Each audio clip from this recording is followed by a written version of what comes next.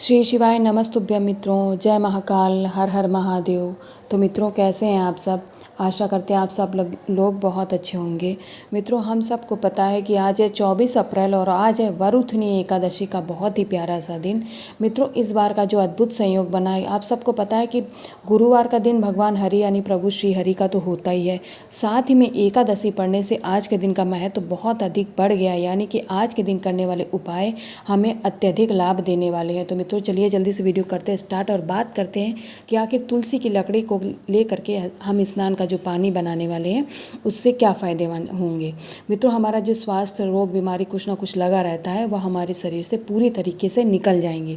तो इस वरुथनी एकादशी के दिन हमें अपने नहाने के लिए स्नान वाला जल तैयार करना है। कैसे करेंगे?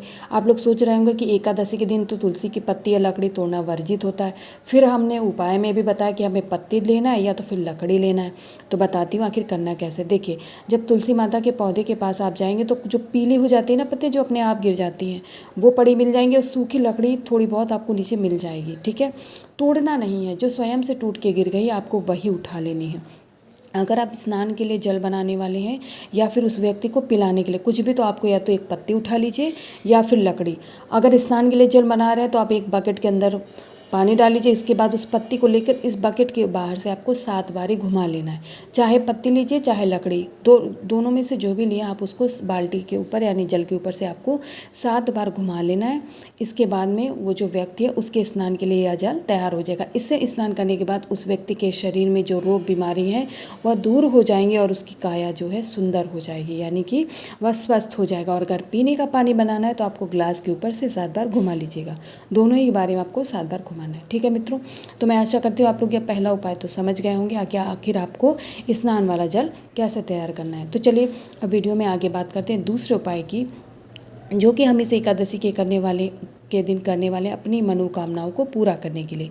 इसके लिए मित्रों, आपको जैसा कि मैंने पहले बताया कि गुरुवार के दिन है और गुरुवार के दिन अगर एकादशी पड़ जाए, उसमें भी वरुथनी एकादशी, तो फिर क्या कहना मित्रों, यानी कि सोने पे सुहागा समझिए। ठीक है, तो इसके दिन आपको मनोकामना पूर्ण करने के लिए आपको यहाँ पर लेनी है चने की दाल। जी हाँ मित्रों, चने की दाल के आपको दाने गिन करके लेने हैं 41 दाने, 41 दाने मित्रों आप चने की दाल के गिन करके यहाँ पर ले लेंगे अपनी मनोकामना के उपाय के लिए। ठीक है मित्रों, दाल के साथ में अभी हमें एक चीज़ और लेनी है जिसका विशेष महत्व है इस एकादशी के दिन।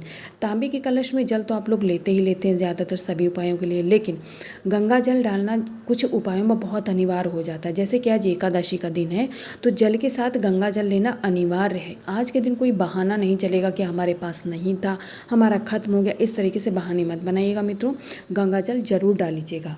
तो ये इस कलश को लेकर और जो आपने 41 दाने चने के लिए हैं उन दोनों को लेकर के मित्रों आप पहुंच जाएंगे देवादिदेव महादेव भगवान शंकर की शिवलिंग के पास। उत्तर दिशा में मुकर के खड़े हो जाएंगे मित्रों। अब उपाय को समझते हैं। जो आप जल लेके गए हैं, सबसे पहले उस जल को आप श्री शिवाय नमस्तुभ्यं मंत्र का जाप करते हुए मित्रों समर्पित कर दीजिएगा। जब वह जल महादेव जी की शिवलिंग से पूरी तरीके से निकल जाए, महादेव जी की शिवलिंग को पोंछ लीजिए यानी सुखा लीजिएगा। इसके बाद में आपके पास शेष बचते 41 दाने चने की दाल के। ठीक है, उनको आप समर्पित करेंगे महादेव जी के शिवलिंग के ऊपर कुछ इस तरीके से। ठीक है मित्रों, जब आप इन चने की दाल के दानों को समर्पित करेंगे तो आपको अपनी मनोकामना महादेव जी से कहनी है। और साथ में कहने के बाद में आपको फिर क्या बोलना है, आपको जो श्री हरि का एक मंत्र है बहुत ही अद्भुत, उसे बोलना है। आप सबको पता है ओम नमो भगवते वासुदेवाय जो मंत्र है वो भगवान हरि भगवान विष्णु का है। इसे बोलना है मित्रों कम से कम 5 या फिर 7 बार। इसको बोलने के बाद में श्री हरि का साथ में महादेव जी का आशीर्वाद ले लीजिएगा। स्मरण रहे आप सभी लोगों को अपनी मनोकामना महादेव जी के सामने प्रकट करना अनिवार्य है। तो मित्रों, यहाँ पर वीडियो में हम लोगों ने 2 उपायों की बात कर ली और मैं आशा करती हूँ आप लोगों को समझ भी आए होंगे। चलिए अब वीडियो में आगे हम बात करते हैं आज के अपने सबसे अंतिम और तीसरे उपाय की।